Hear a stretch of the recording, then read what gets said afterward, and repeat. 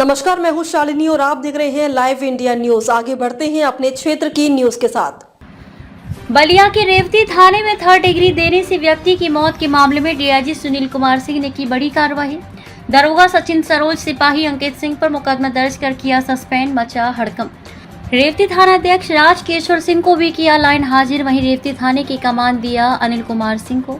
खैर, उत्तर प्रदेश के बलिया जिले के रेवती थाने पर 7 जुलाई को गायघाट निवासी दलित कामजी शाह को ले जाकर पुलिस कर्मियों द्वारा 3rd डिग्री देने से इलाज के दौरान 2 दिन बाद मौत हो जाने पर सुनील कुमार सिंह डीआईजी आजमगढ़ ने बड़ी कार्रवाई से मचा हड़कंप। मृतक के घर से थाने पर ले आने वाले दरोगा सचिन सरोज व पुलिसकर्मी अंकित सिंह व हत्या के मामले में मुकदमा दर्ज करते हुए तत्काल सस्पेंड की कार्यवाही के साथ मिलाकर लापरवाही बरतने वाले रेवती थाना अध्यक्ष राजकेश्वर सिंह को भी लाइन हाजिर कर दिया तथा विभागीय जांच के भी निर्देश दिए। मृतक कामजी शाह के पुत्र विशाल की तहरीर पर हल्का दरोगा सचिन सरोज, सिपाही अंकित सिंह के साथ ग्राम प्रधान लल्लू सिंह सहित 6 लोगों पर हत्या करने के मामले में मुकदमा दर्ज करते हुए बड़ी कार्रवाई की है, जिसके बाद पुलिस विभाग में हड़कंप मचा हुआ है। इस मामले की निष्पक्ष जांच के आदेश दिए हैं। आजमगढ़ डीआईजी सुनील कुमार ने पूरे मामले की जिलाधिकारी से मैजिशियन जांच का भी निर्देश दिया। लाइव इंडिया न्यूज के लिए रामावत भगत की रिपोर्ट। तो मृतक के लगती क्या है? वो मेरे अंकल थे। क्या मामला हुआ? मामला यही थपड़ा थपड़ी हुआ था और प्रशासन 2 पुलिस आए थे रेवती थाने के, उनको लेकर गए 10 बजे 8 तारीख को 10 बजे करीब। फिर उनको शाम को पता चला कि मठिए में फेंके हुए हैं, छोटे बच्चे आकर बताएं। हमको ना पुलिस कॉल की है ना हम लोग को कोई संदेश आया है कि वो अपना गर्जुमा लेकर जाइए, कुछ भी नहीं आया है। वो 6 बजे करीब वहाँ पड़े हुए थे, तो बच्चे आकर बताएं तो आंटी सब जाकर लाई। वो बेहोश में पड़े हुए थे, वो चल भी नहीं सकते थे ना बोल सकते थे, बस एक लकार बोले हैं कि हमको पुलिस मारी है।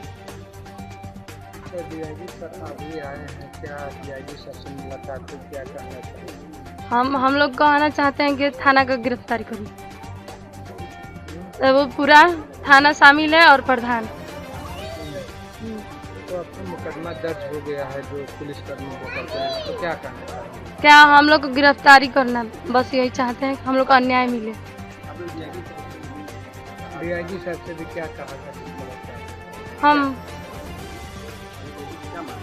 हम लोग अन्याय मांग रहे हैं, हम लोग का इंसाफ चाहिए पुलिस और प्रधान को। रेवती थाने के जितने पुलिस हैं वो सब मिले होंगे ना, तभी ना मारे हैं। आप ही बताइए, 2 लोग तो लेकर गए लेकिन सब मिले होंगे तभी ना मारे होंगे। आज डीआईजी सर यहाँ बात भी की और फिर मौके पे भी यहाँ पे तो क्या लगता है न्याय मिलेगा? हम लोग को चाहिए अन्याय, हम लोग को इंसाफ चाहिए और हमारे घर में किसी का नौकरी चाहिए। कैसे कह सकते हो कि पुलिस ही मारी है तभी तुम्हारे अंकल का? कुछ बीमारी भी हो सकता है? नहीं, बीमारी कुछ नहीं था। जब पुलिस ले गई है तो वो घर भी छोड़ सकते थे, चाहे हम लोग को बुला कर थाना में छोड़ सकते थे। 10 बजे करीब ले गई है और उधर मठिए पे फेंके हुए थे, तो बोलिए कौन मारेगा?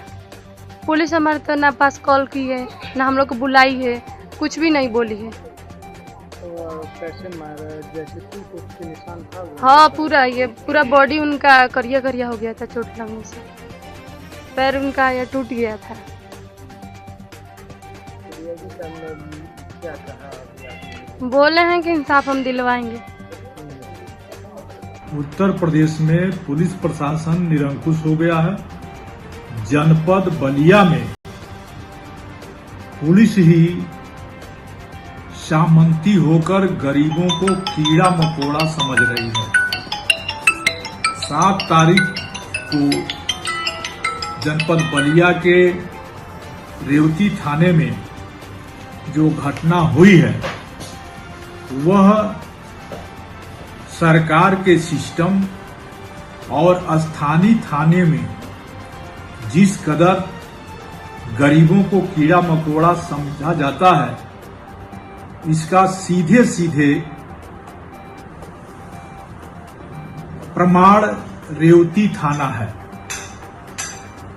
बच्चों में झगड़ा हुआ, पुलिस आती है, विकास गोड़ के पिता कामजी गोड़ को उठाकर ले जाती है और उसके बाद सुपुर्द भी विपक्ष को कर देती है, विपक्षी को कर देती है।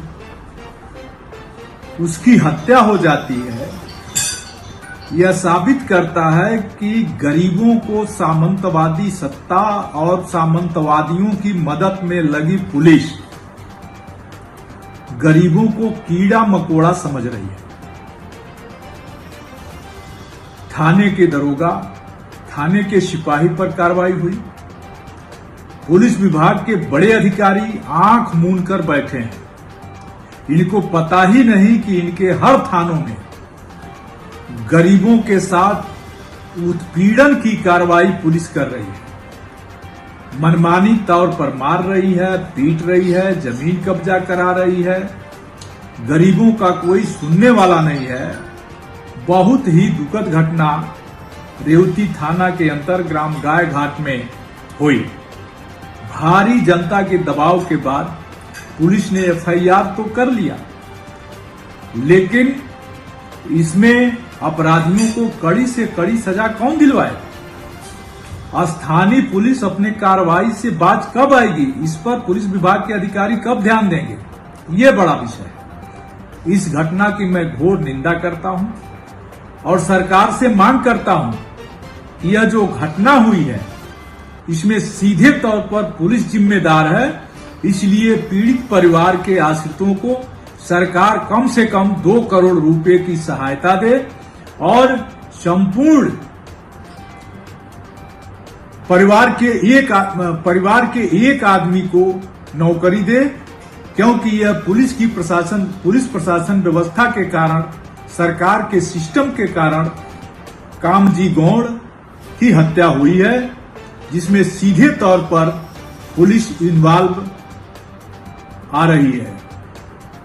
ये जनपद बलिया के रेवती थाना क्षेत्र के गांव गाय घाट में 7 जुलाई को 2 युवकों में मुर्गे की दुकान पर कुछ वाद विवाद हाथापाई की सूचना दी गई थी।